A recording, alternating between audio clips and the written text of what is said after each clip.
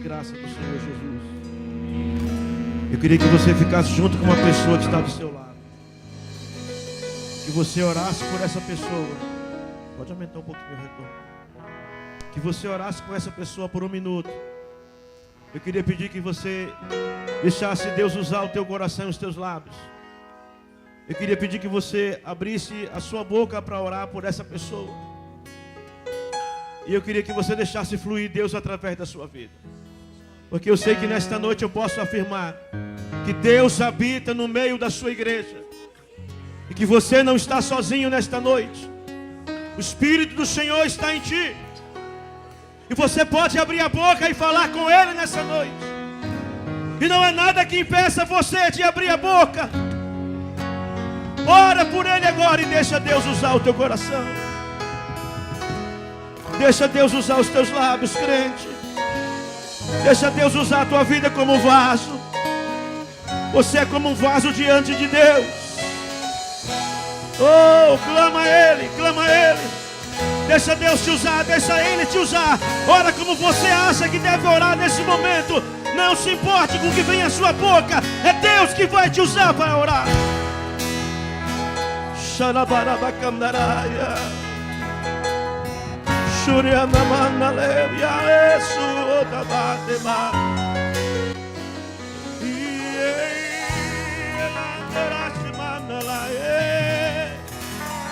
Vive Deus, vive Deus, e reina para sempre,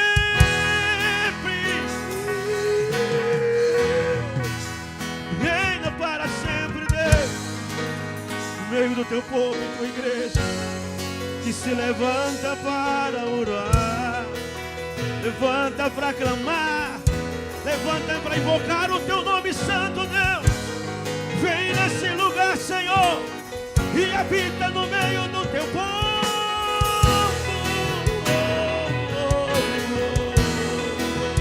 Vem nesse lugar, vem nesse lugar, e quebra, e quebra, e quebra, e quebra, e quebra, e quebra, e quebra toda obra do diabo, e glorifica o teu nome, o teu nome, o teu nome, o teu nome, Deus.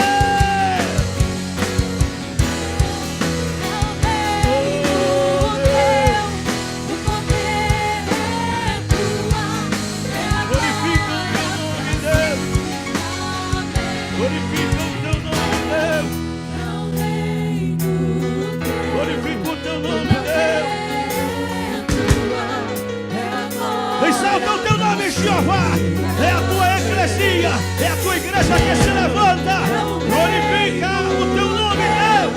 O poder é tua, é agora para sempre. Amém. Amém. Glorifica o teu nome santo. Exalta o teu nome nesta família. Tu tens um chamado e um propósito teu. Estende a tua mão, teu braço forte, Deus, e toma do inimigo aqueles que são teus. Estende o teu braço forte, Deus. Deus de glória.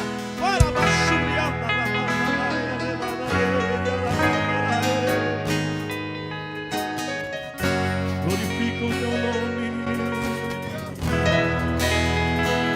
Ore comigo. Ore comigo e diga assim: Senhor Deus, eu creio que Tu és comigo. A Tua palavra diz que Tu és o Deus Emanuel, o Deus que conosco está. E nesta noite eu creio que Tu estás comigo. A Tua vara e o Teu cajado me consolam. Eu creio nesta noite que o Senhor é comigo. Amém. Levante as duas mãos para o alto, mais alto que você puder, e dá uma salva de palmas para Ele, que Ele está contigo nessa noite. Aleluia. Quero convidar você a abrir a sua Bíblia comigo. Sinto-me muito honrado de estar aqui nessa noite para transmitir a palavra de Deus. E eu gostaria de dizer para a igreja que é uma grande responsabilidade aqueles que Deus confia para transmitir a palavra de Deus. Nesta semana, um pastor chegou para mim e disse: pastor, eu quero que você seja a minha cobertura espiritual. E eu disse para ele: amado, para que eu seja a sua cobertura espiritual, eu tenho que andar com você, você tem que andar comigo. Você tem que ver como eu como, como eu bebo, como eu pago minhas contas e como eu vivo com minha esposa e meus filhos. Porque se não for assim, eu não serei sua cobertura. Estamos vivendo um momento na igreja. E apesar de tudo o que acontece, eu glorifico a Deus, porque eu vejo que a igreja está avançando sobre a terra. Eu creio que a tenda está avançando sobre o bairro do Calhau. E eu proclamo que o Calhau será totalmente de Deus. E Ele usará você para que isso aconteça. Mas pastor, não tenho coragem. Ele usará você. Amém? Quantos creem nisso?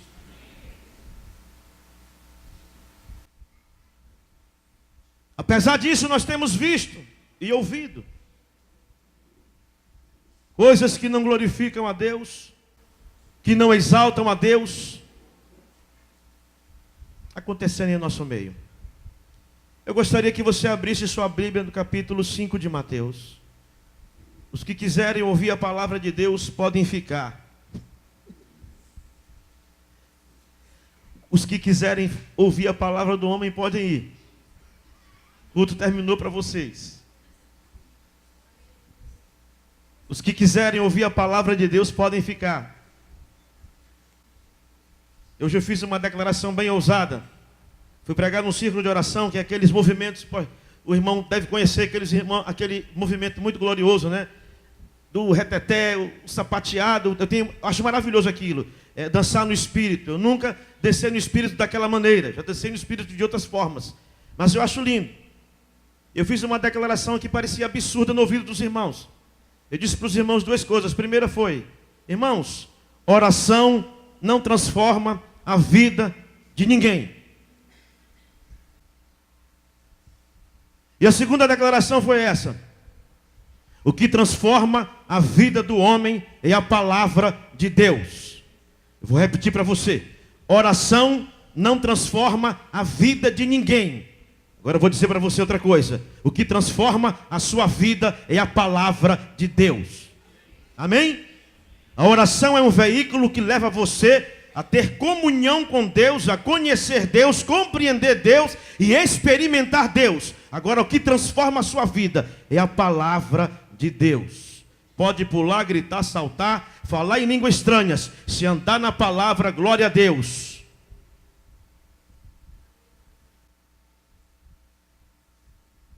Eu lembro-me de uma irmã que chegou da igreja e ela era uma mulher muito assídua e dedicada à oração. Era uma mulher temente a Deus e fervorosa de espírito. E ela era muito dada na igreja. E ela chegou para mim e disse uma certa vez: pastor, eu queria que você orasse pelo meu esposo para que ele se convertesse, porque eu oro por ele há 8 anos e ele ainda não se converteu. Eu disse: uai, mas peraí, a senhora está na igreja há 8 anos, o seu esposo não se converteu? Não se converteu ainda. Tudo bem, vamos colocar ele na oração com propósito. E quando foi um dia, ele ligou para mim, me convidando para almoçar com ele no domingo. Após o culto da manhã, nós fomos até a casa daquele casal, aquela família. E quando eu cheguei lá, eu pude observar em pouco tempo por que aquele homem não se convertia. Porque carregar uma Bíblia é muito fácil. Intitular-se crente é muito fácil. Vestir uma gravata e colocar um paletó bem alinhado é muito fácil. Falar com eloquência e inteligência é muito fácil. É muito fácil apresentar isso.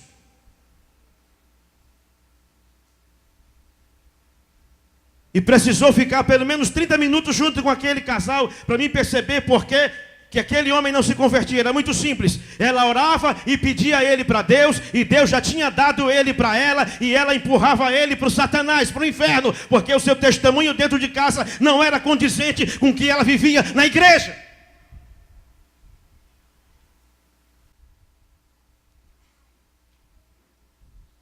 Então eu peguei e fiz uma relação para ela e disse: você vai fazer a partir de hoje isso, isso, isso e isso. Você quer que seu marido se converta? Eu quero. 6 meses depois, ele foi sozinho com os pés dele para a igreja, sem ninguém convidar ele, e ele foi a única pessoa que entregou a sua vida para Jesus. É assim que Deus faz. É a palavra que transforma o crente.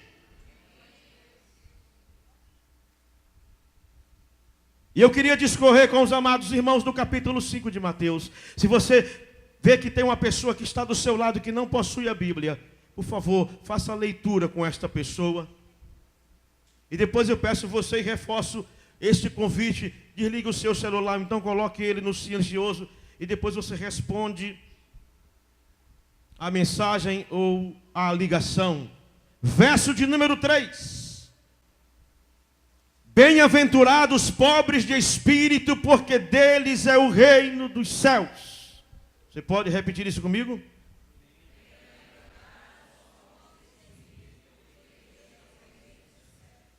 Quantos têm a tradução humildade? Vamos ler a tradução que tenho em mãos hoje aqui, e eu vejo que a maioria tem pobre de espírito. Então vamos ler bem-aventurado. Está meio que misturado. Bem-aventurados os pobres de espírito, porque deles é o reino dos céus. Repita: porque deles é o reino dos céus. Quantos almejam ir para o céu aqui nessa noite?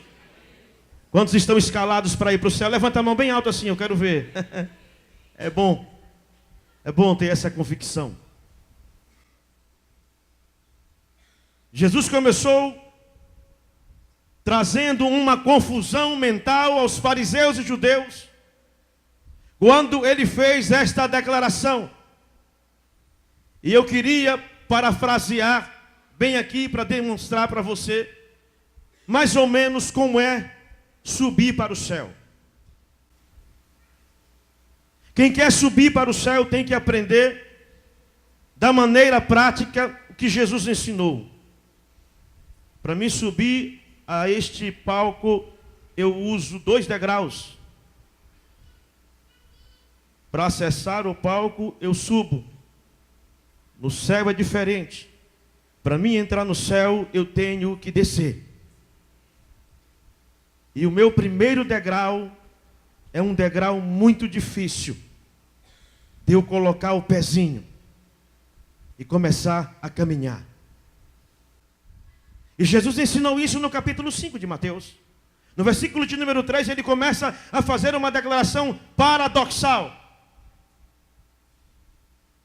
Pois a frase ou a palavra bem-aventurado significa feliz é. E ele começa a fazer uma contradição nas suas palavras, porque ele começa a dizer: feliz é aquele que é pobre de espírito.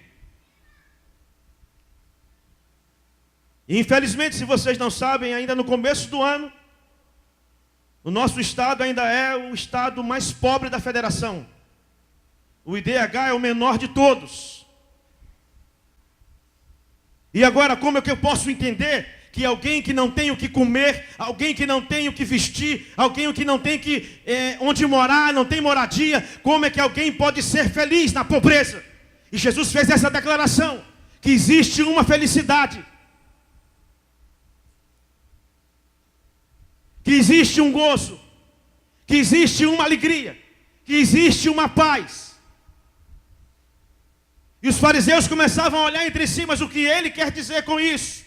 E a primeira coisa que eu quero dizer para você, irmão, é que Jesus, ele não era teórico. E nós somos muito teóricos. Na maioria das vezes nós somos muito teóricos, porque só falamos: você tem que fazer isso, você tem que fazer aquilo, e nós não o fazemos.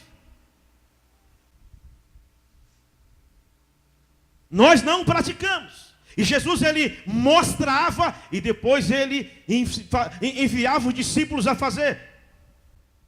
Primeiro exemplo, ele chegou aos discípulos e ensinou os discípulos a expulsar demônio e curar os enfermos, porque eles viram isso corriqueiramente no ministério de Cristo. E depois de um tempo Jesus disse para ele: agora vocês vão e façam como eu fiz. E assim eles foram e tiveram vitória, porque viram Jesus fazer e obedeceram a sua palavra, e sob sua palavra os milagres aconteceram através dos discípulos. Ele era prático. Ele fazia e depois dizia: façam.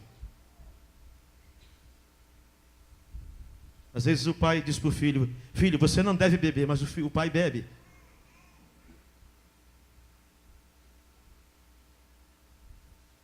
Filho, o cigarro faz mal e a maconha vai te destruir, mas ele também, aqui e ali, ele fuma.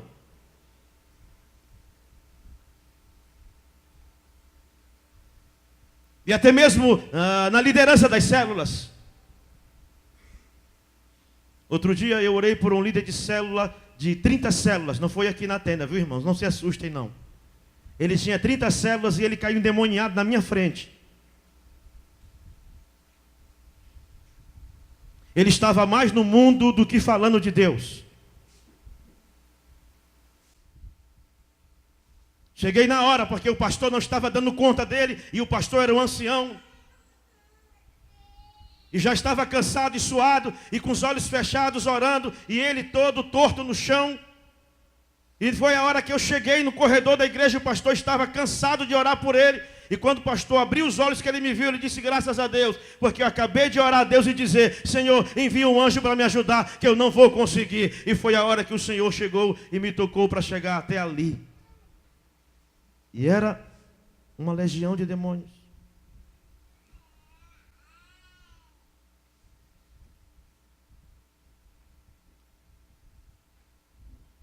E depois que ele foi liberto, então, ele começou a confessar as coisas que ele estava fazendo.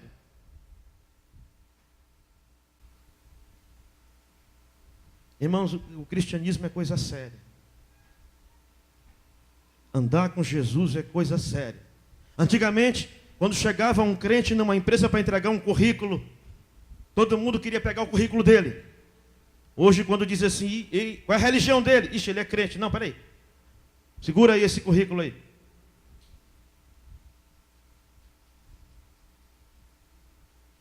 Põe na gaveta de baixo.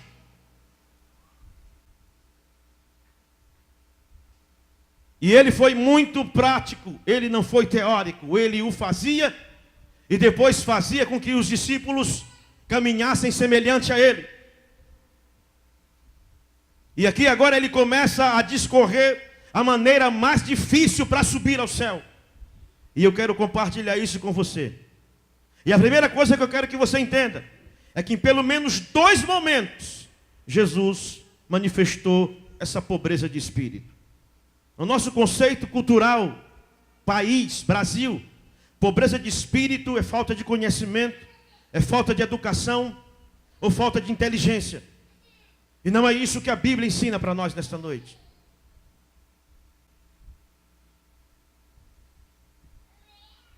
E ele demonstrou isso 2 vezes pelo menos, e eu quero fazer você entender isso. A primeira vez foi quando ele,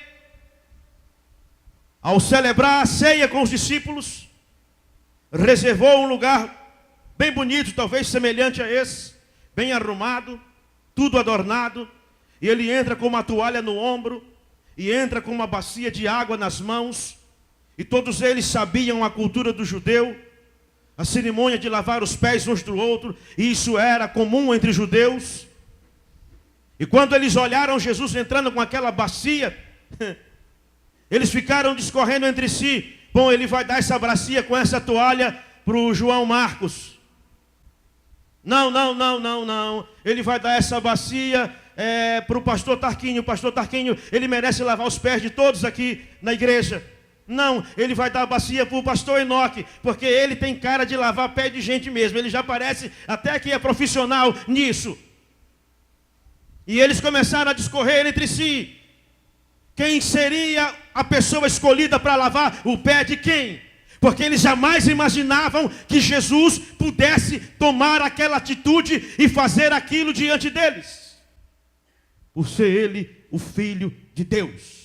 Por ser ele aquele que quando chegou na porta do sepulcro de Lázaro, que deu a voz de ordem para que Lázaro saísse e ressuscitasse, ele o ressuscitou. Aquele que andou por sobre as águas e ele não afundava, porque ele tinha o poder de andar sobre as águas. Aquele que colocou a mão nos olhos do cego e o cego passou a enxergar. Aquele que estalou o dedo no ouvido do surdo e ele passou a ouvir. Eles jamais imaginavam que aquele homem fosse capaz de lavar os seus pés. Olhe para mim. Para lavar os pés dos discípulos, Jesus ele teve que se dobrar, tomar os pés dos discípulos nas mãos e os lavar e depois os enxugar. A minha Bíblia diz assim: clamei ao Senhor, ele se inclinou para mim, ouviu o meu clamor e respondeu a minha oração. Estou falando aqui de um Deus que se inclina. Estou falando aqui de um Deus que se volta para o homem. Estou falando aqui de um Deus que se importa com você. Estou falando aqui de um Deus que ama a sua vida. Estou falando aqui de um Deus que escolheu você sobre a terra, no meio de uma multidão que você não faz conta, e escolheu você para ser diferente deste povo da terra, um homem de Deus e uma mulher de Deus, andando sobre a terra e glorificando a Deus com a sua vida.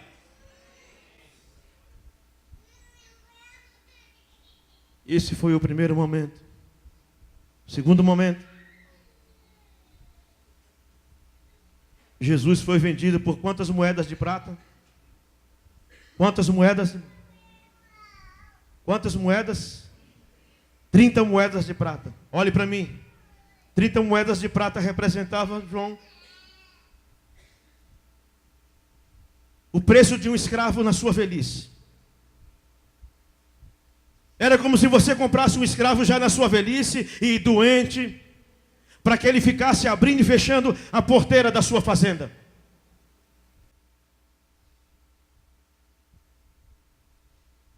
Vou fazer você entender isso. A Bíblia diz que Jesus esvaziou-se de si mesmo, assumindo a postura de servo. Em uma outra tradução do grego, escravo. Ele se esvaziou de si mesmo. E ele assumiu a postura de um escravo. Você sabe onde ele morava, irmão? Ele morava no céu de glória. E ele estava sentado à destra de Deus num trono. E ele era servido pelos santos anjos. E ele desceu do céu. Ele desceu do céu, andou sobre a terra, em meio ao pecado, à prostituição, à luxúria. Ele defendeu o reino de Deus, ele apregoou o reino de Deus, ele se humilhou diante de Deus para salvar a humanidade, para entregar a sua vida, para que hoje nós estivéssemos aqui. Agora escute o que é ser pobre de espírito. Pobre de espírito é ser vazio da sua própria vontade. Repita comigo: pobre de espírito é ser vazio da sua própria vontade. Você crê nisso? É quando a tua esposa é maior do que tu no teu casamento. É quando o teu filho é maior do que tu dentro da tua família.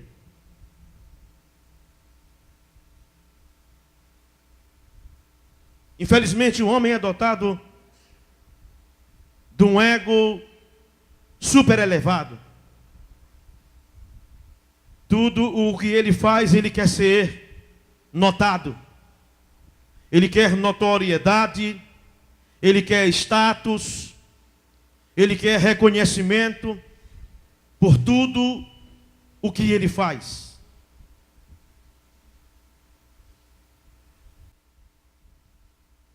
Ele se esvaziou de si mesmo. E eu pergunto, onde nós temos entendido isso na nossa fé?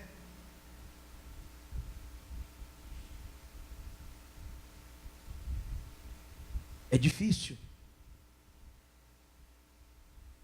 É difícil você deixar cumprir isso na sua vida. Porque requer sacrifício, requer renúncia. E nós não estamos habituados a renunciar a muitas coisas da nossa vida. Vou citar um exemplo para você. Uma certa vez eu estava orando na igreja. E eu tinha o hábito de consagrar sozinho. Eu ia para o templo, eu me dobrava numa cadeira qualquer, eu não tinha um lugar assim comum para orar. E eu comecei a orar diante de Deus. E eu confesso aos irmãos que eu vim de uma igreja legalista. Uma igreja que usava muito a lei para subjugar as pessoas. Mulher não podia cortar o cabelo, a ponta do cabelo, porque ela era disciplinada. Jovem não podia ir à praia porque ele era disciplinado. Te assustou, João? João me olhou com o olho arregalado. Espera aí, pastor, vou te dar um cartão vermelho daqui a pouco. Não prega mais nem no culto das 7. Muito radical e extremista. E eu de joelhos dobrado ali, o Senhor me deu uma visão. Eu não sei se você acredita nisso, mas não importa se você não acredita, eu vou compartilhar contigo. E eu sei que o Espírito de Deus vai convencer o teu coração a aceitar essa verdade, porque essa verdade é uma verdade absoluta. É Deus puro. E Deus me deu uma revelação, uma visão de um homem de Deus. Esse homem pregava o evangelho junto comigo na igreja. Ele era um homem muito usado no conhecimento bíblico. Ele pregava, ele dirigia a igreja, a liderança da escola bíblica dominical era dele. Ele era um homem eloquente, muito inteligente, muito preparado na Bíblia. E eu o vi dentro de uma boate com 2 garrafas de cerveja, 2 mulheres seminuas do lado dele, e ele sem camisa, com um cigarro de maconha na boca. E eu olhei aquela visão e disse para Deus: meu Deus, eu vou pegar esse homem e vou chutar ele lá para o meio da rua, porque esse homem é filho do diabo. Ele não tem parte contigo e ele não tem parte com o reino, porque o que ele está fazendo é coisa absurda. Isso não pertence a ti, meu Deus. Pense no homem zangado, irmão. Pense no homem furioso, irmão. Foi esse pequenininho bem aqui que vocês estão vendo, quando teve essa visão, que se eu olhasse aquele homem na minha frente, eu dava uma pisa nele. Agora escute o que aconteceu. Eu estou ali remoendo, murmurando, e o Espírito de Deus, olha, escute uma coisa, sabe o que eu vou falar para você? Deus, Ele tem boca e Ele fala. Amém? Amém? Eu não sei se tem algum católico aqui, mas eu não sou católico. E eu quero dizer para você o seguinte: o meu Deus, ele não é de pau, nem de pedra, nem de barro, nem de gesso. O meu Deus é espírito, ele anda, ele ouve, ele sente e ele fala. E eu ali naquela murmuração, Deus fala comigo e diz assim: meu filho, tu te levanta daí agora, vai até esse servo que eu te mostrei e diz para ele que eu amo ele como se ele fosse o único homem na face da terra. Eu disse: espera aí, que negócio é esse? Está repreendido. Está repreendido, isso é coisa da carne. Espera aí, carne nojenta. Eu estou de jejum, como é que tu vem bagunçar com esse negócio aqui? Pela segunda vez eu ouvi então Deus falar: vai até este servo que eu te mostrei e diz a ele que eu o amo como se ele fosse o único homem na face da terra. E eu fiquei de joelhos, e pela terceira vez o tom de voz foi diferente. Te levanta e vai agora onde esse homem e fala para ele que eu o amo como se ele fosse o único homem na face da terra. Eu levantei sobre o meu joelho, parei que senão eu não vou morrer aqui. Não vou pegar fogo aqui no púlpito. Era extremista. Pensei logo no pior. Deus vai me fulminar, vai jogar um raio aqui. Levantei, botei a Bíblia debaixo do braço e fui. Quando cheguei no caminho, fiquei conjecturando. Ixi, hoje é segunda-feira. Ele trabalha, ele não vai estar em casa. É o único lugar que eu posso ir atrás dele é em casa. E fui seguindo o caminho, e duvidando, e murmurando. Eu vou disciplinar ele, eu vou excluir ele, eu vou acabar com a raça dele. Ele nunca mais vai ser o que ele é, porque eu não admito isso na casa de Deus. A casa de Deus é lugar de santidade. E quando eu cheguei na porta do apartamento dele, o carro dele estava lá embaixo. Eu disse: Ih, meu Deus, ele está em casa. Subi as escadas, toquei a campainha pela primeira vez, ninguém veio atender. E eu disse: vou-me embora. Ele não está em casa, só o carro.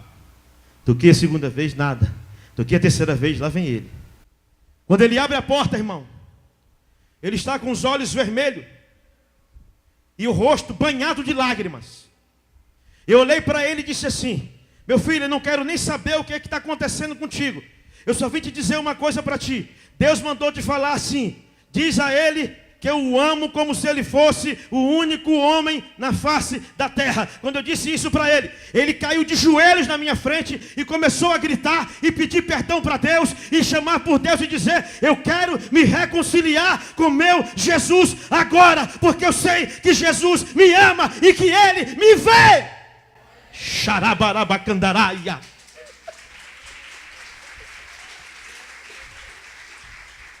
Aleluia! Sabe o que aconteceu, irmão? Ele levantou, eu abracei ele, nós choramos juntos. E eu aprendi uma lição muito grande nesse dia.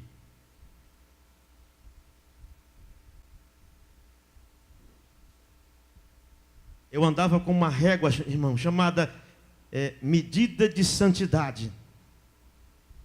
Porque quando eu olhava alguém que fazia alguma coisa errada, vige, eu me sentia o cara mais santo. Só faltava bater asa e sair voando. Eu me sentia o cara mais puro. E quando eu disciplinava alguém na igreja, eu sentia alegria, eu sentia prazer por disciplinar. Porque eu achava aquilo lindo. Nesse dia Deus quebrou meu coração, irmão. Deus, ele aborrece o pecado, irmão, mas ele ama o pecador. Vou repetir que eu não vi ninguém dar glória a Deus. Deus aborrece o pecado, irmão, mas ele ama o pecador.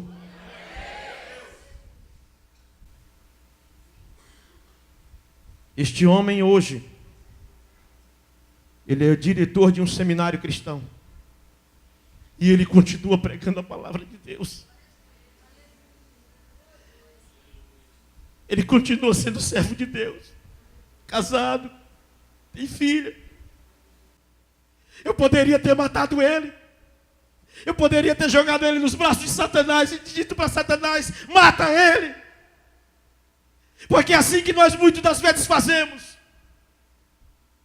Outro dia eu parei para pensar: como é que pode a gente julgar tão mal as pessoas? Porque elas têm uma fraqueza.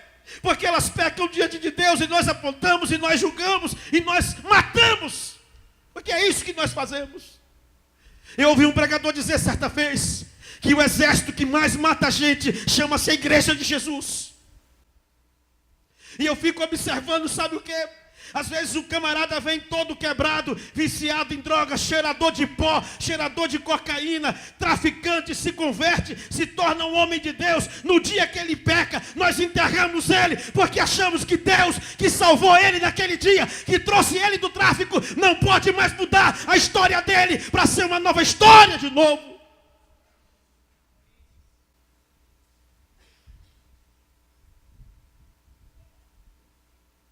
Achamos que Deus não é mais capaz.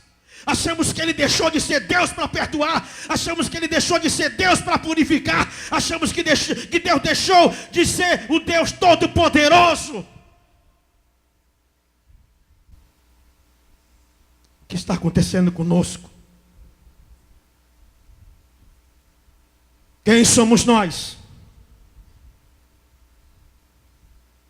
Eu ainda digo mais para você.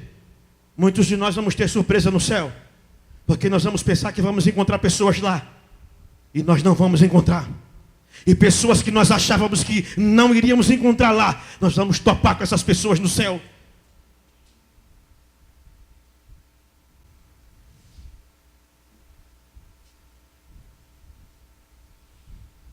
Ser pobre de espírito, irmão, é ser vazio de si mesmo e assumir fazer a vontade de Deus. Quando você assume fazer a vontade de Deus, você não mede distância, nem altura, nem profundidade e nem dificuldade.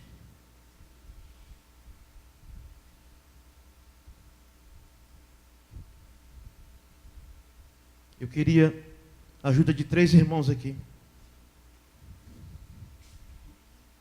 Eu quero ensinar algo aqui para você.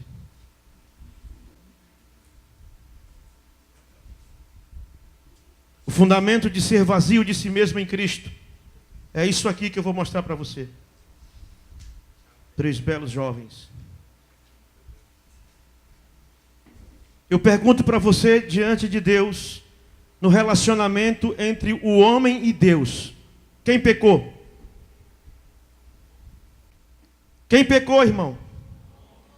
Quando Deus deu a Adão a ordem para que ele tomasse conta do jardim, criou ele, a imagem e semelhança dele, criou o homem com as próprias mãos, formou o homem com o seu puro e eterno amor. Quem foi que pecou, irmão? Foi Deus ou foi o homem? E por que foi Deus que foi atrás do homem? Por que foi Deus que foi lá no jardim e perguntou: Adão, onde estás? Deus, ele tem 3 atributos divinos, irmão: onisciência, onipotência e onipresença. Então ele sabia de tudo e sabia onde Adão estava. E qual o interesse de questionar onde ele estava? Ele tinha interesse em restaurar o estado espiritual de Adão. Amém? É assim que Deus faz conosco, irmão.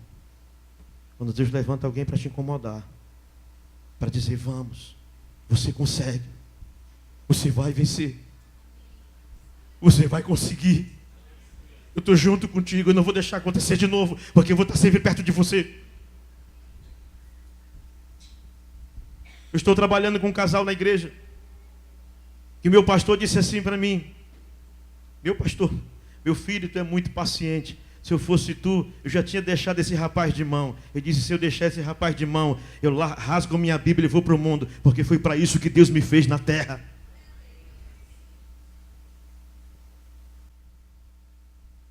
Quem pecou na relação entre o homem e Deus foi o homem, e Deus foi em busca do homem pela primeira vez. Deus reconciliou o homem consigo. Ele pegou um cordeiro, matou o cordeiro, e daquele cordeiro ele vestiu o homem, e ali ele trouxe o homem de volta para ele. O homem não morreu. Morreu, irmão? Não morreu. Porque Deus disse: certamente morrerás. O homem não morreu. Que Deus é Deus de oportunidade. Você está vivo, respirando aí, levanta a mão para o céu e glorifica a Deus, irmão. Deus está te dando a oportunidade. E há 3 palavras no original grego para reconciliação. Deus se reconciliou com Adão. A primeira palavra é catalasso. Diga assim: catalasso. E catalasso é assim. Como é teu nome, filho? Paulo, Oscar, Tiago. Não sei se eu vou conseguir gravar o nome dos 3 assim rápido. Paulo, Oscar e Tiago. Digamos que o Paulo teve um atrito com Oscar, e eles ficaram indiferentes um com o outro. Ficaram sem se falar. Por alguma coisa e algum motivo que aconteceu no relacionamento deles, na caminhada, eles ficaram impedidos de se falar. Então vem o Tiago. Pensa. Vem o Tiago e então conversa com os 2 à parte para tentar ajudar a reconciliação dos 2. E ele consegue convencer o Paulo a perdoar o Oscar. O Paulo foi que ofendeu o Oscar, digamos isso. E ele vai lá então e intermedia a reconciliação dos 2, e os 2 se perdoam. Dá um abraço nele aí, meu filho. Isso. Amém? Uma salva de palmas para eles, irmãos. Estão interagindo. Apocatalasso é outra palavra para o significado da reconciliação. Eles dois brigaram, estão desentendidos. E então, quem ofendeu foi o Oscar. O Oscar ofendeu o Paulo. E ele então se conscientiza em si mesmo de pedir o perdão para o Paulo. E ele vai até ele e assim o faz. Por favor, meu filho. Eles vão sair daqui mais que reconciliados. A terceira palavra para a reconciliação é apocatalasso. E apocatalasso é a coisa mais difícil de se fazer. O Paulo ofendeu bruscamente o Oscar. Aprenda isso. E o Oscar, mesmo ofendido, busca o Paulo e pede perdão a ele. Faça isso agora. Uma salva de palmas para os três. Entenderam? Entenderam? Você vai compreender mais ainda. Depois de Adão, então, ter pecado, toda a raça humana ficou sob o pecado, e o julgamento do pecado foi sobre todos. E aí então veio Cristo. Cristo então veio e reconciliou o homem com Deus. A comunhão estava quebrada, a relação estava partida, não havia mais comunhão entre o homem e Deus. E Cristo, por sua vez, morreu pelos nossos pecados. Ele se esvaziou de si mesmo e ele praticou catalasso. E eu estava no mundo, na droga, no álcool, na prostituição, no adultério. Ele foi me buscar lá onde eu estava, irmão. Ele foi me buscar lá onde eu estava. E eu estou aqui para dar glória a Deus. Eu não sei onde era a situação que você se encontrava na vida e estado de pecado, mas saiba de uma coisa, que quem foi buscar você lá onde você estava foi Jesus Cristo, para mudar a tua história e para escrever uma nova história sobre a tua vida, a tua casa, a tua família e o teu coração. Estou quase encerrando. Posso concluir? Os irmãos me deixam concluir? Fui chamado para orar no Hospital dos Aidéticos. Quantos já ouviram falar no Hospital dos Aidéticos aqui em São Luís, irmão? Quem já foi lá, levante a mão. Vocês precisam conhecer, irmão. Se os irmãos não sabem, ainda morre muita gente com AIDS aqui no Maranhão, irmão. E nós não temos conhecimento. Existem pessoas que são jogadas lá dentro do hospital, que são internadas, que o pai e a mãe vai deixar, dá o endereço errado e o nome errado para nunca mais ser encontrado. E a pessoa morre à míngua. O Hospital Presidente Vargas é responsável por tratar das pessoas com AIDS aqui no Maranhão. E fica próximo da Hemomar, do lado da Hemomar. Eu tive a oportunidade de visitar uma pessoa doente lá. E quando cheguei lá naquele hospital, eu cheguei no dia da distribuição dos coquetéis. Vocês precisam ver as pessoas que vão buscar os coquetéis lá, irmão. Não são pessoas pobrezinhas não, irmão. Pessoas de classe média alta e só jovem, homem bonito e mulher bonita. Eu me assustei com aquela fila. Que o pai e a mãe nem sabem que estão doentes. E eu fui chamado lá para orar por uma pessoa que estava com AIDS. Família toda crente. Uma igreja enorme a família.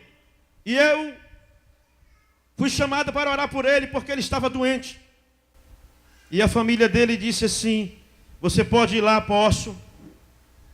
Eu cheguei lá, irmão, ele estava sentado na cama, tomando soro.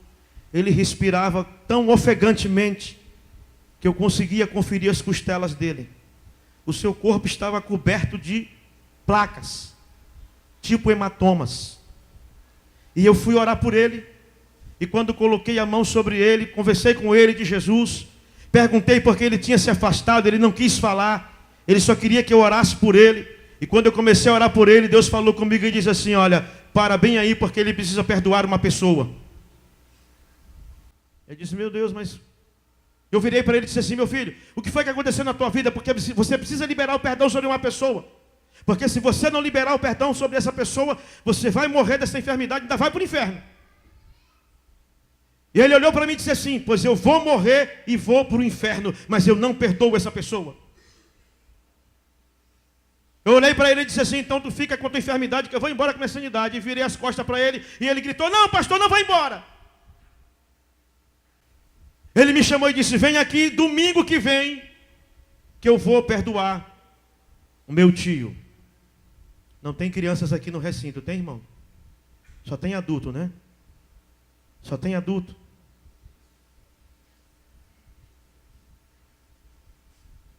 A história é assim, ó. O tio daquele homem era diácono de uma igreja. E ele foi buscar ele e a família dele no interior, porque eles eram pobres, estavam passando necessidade.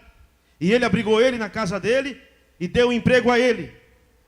E quando foi um dia, ele chegou em casa e encontrou o seu tio junto com sua esposa. Não precisa falar o que eles estavam fazendo, né, irmão? E ele se revoltou contra a igreja, se revoltou contra Deus. Era um menino temente a Deus, era um menino que guardava a palavra de Deus. Se afastou dos caminhos do Senhor. Foi beber, foi fumar. Começou a usar drogas. Se prostituir e contraiu a AIDS.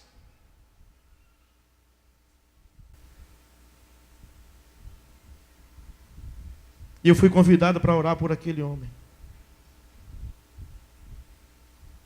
Quando eu cheguei lá, irmão, estava a família toda reunida.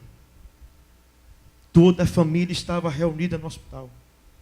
Porque, sabe, trouxe uma grande tristeza profunda naquela família.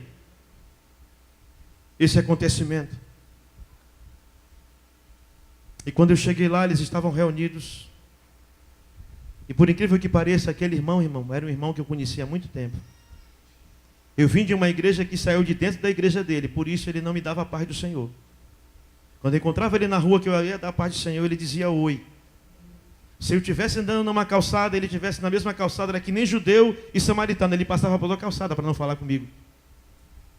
E quando ele viu que o pastor que ia orar por ele era eu, ele ficou da cor dessa parede aí. Agora escute, espante-se com o que aconteceu. Quando eu cheguei no hospital, irmão, aquele rapaz que estava respirando ofegantemente, já não estava respirando assim. A diarreia dele tinha cessado, porque ele estava com diarreia há mais de 15 dias. A diarreia tinha cessado, as placas estavam desaparecendo do seu corpo. Ele não estava respirando, mais cansado. E ele estava sentado na cama, esperando todo mundo chegar. Quando eu cheguei, eu passei pelo tio dele, dei a paz do Senhor para ele, ele não me respondeu. E eu entrei, e quando o tio dele entrou atrás de mim, ele desceu da cama, e eu fiquei assim: meu Deus, o que vai acontecer agora? O que vai acontecer? E fiquei ali naquela expectativa. Quando o sobrinho, aquele menino que foi traído, que foi magoado, ele olhou para o tio dele, nos olhos dele, começou a chorar, e ele disse para o tio dele: meu tio, eu te peço perdão, em nome de Jesus Cristo, o meu Senhor e Redentor vivo. Irmãos, a glória de Deus entrou naquele quarto. O Espírito de Deus tomou aquele quarto, tomou aquele menino, tomou aquela família. Os médicos entraram correndo pensando que alguém tinha morrido. E quando eles entraram, eles começaram a chorar, porque a glória de Deus era muito grande. E o Senhor foi glorificado naquela família. Aquele menino está curado, foi liberto da AIDS. E ele é um pregador da palavra de Deus, auxiliar de uma igreja, e serve ao Senhor até o dia de hoje. Aleluia, fique de pé comigo.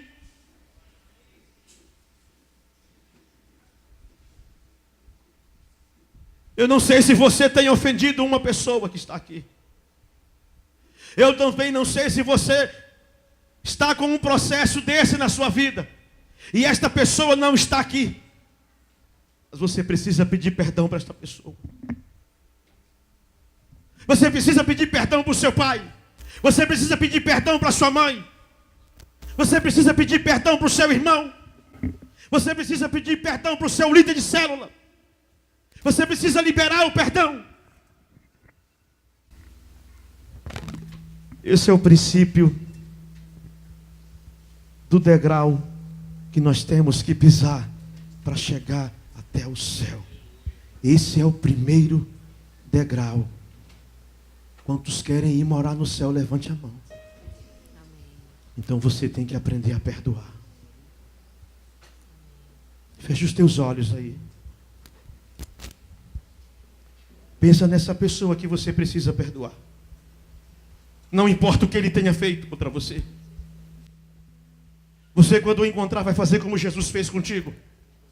Porque ele não perguntou para você o que você tinha feito e por que você fez isso. Ele simplesmente acolheu você, salvou você, perdoou o seu pecado. E ele é o catalaço de Deus sobre a sua vida. Ele foi a busca de Deus na sua vida para reconciliar você com Deus. E assim mesmo você vai fazer. Você vai fazer isso com sua esposa. Você vai fazer isso com seu filho. Você vai fazer isso com a sua família. E sabe o que vai acontecer na tua vida?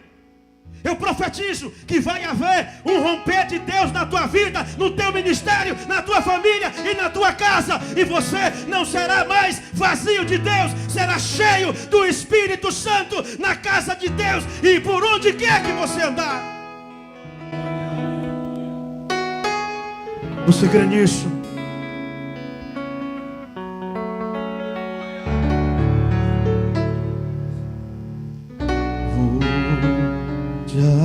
Adorar, vou me prostrar, vou te adorar, vou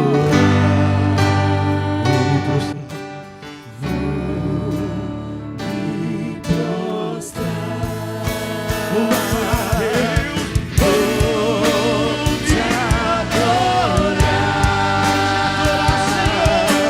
vou me prostrar, vou adorar Deus,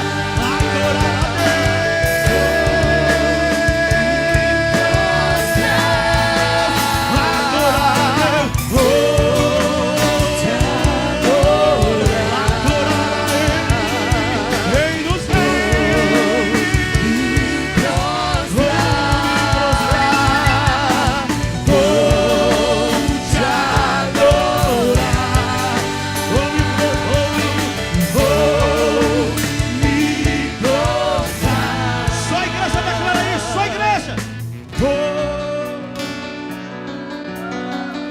Adorar a Deus, Deus, Deus.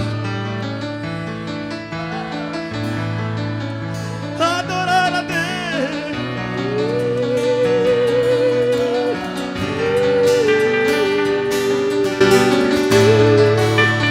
Me prostrar. Só a igreja declara isso, em coro.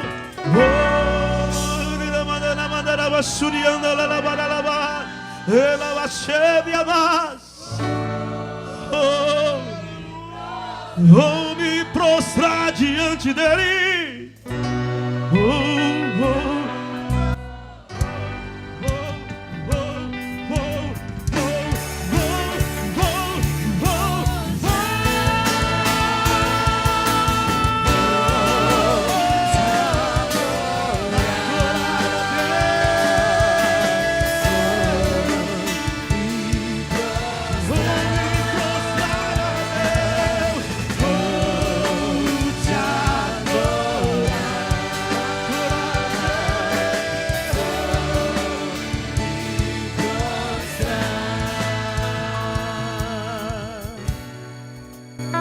Um ato profético que eu quero fazer nessa noite, filho.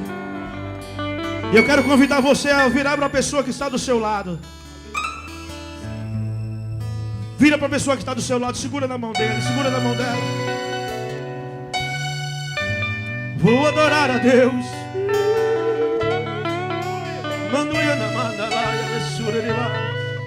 Eu digo isso, seja exaltado o Senhor sobre o céu e terra. Vira para a pessoa, vira para a pessoa, vira para ela, fica de lado assim, fica de frente para ela. Eu Eu quero que você libere o perdão sobre essa pessoa. Eu quero que você peça perdão para ela. Não importa se você não tenha feito nada disso, mas você vai fazer isso agora.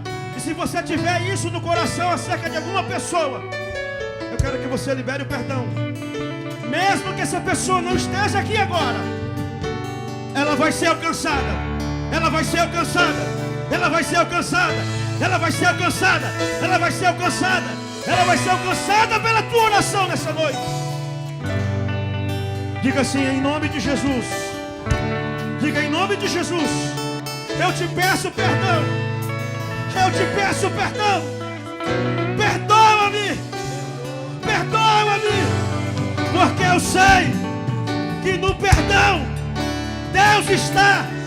Eu sei que no perdão Deus trabalha. E nesta noite eu quero o reino de Deus. O reino de Deus. Abraça o teu irmão bem forte aí agora, em nome de Jesus. Deixa Deus te abençoar. Fica com ele abraçado, fica abraçado nele aí agora. Não solta, não solta. Não solta. Eu vou dizer uma coisa para você. É assim que Deus quer a igreja de Jesus. Uma igreja unida, que mesmo que o pecado chegue, ela consiga subsistir, prevalecer, vencer e avançar e andar de vitória em vitória. E isto é só o começo.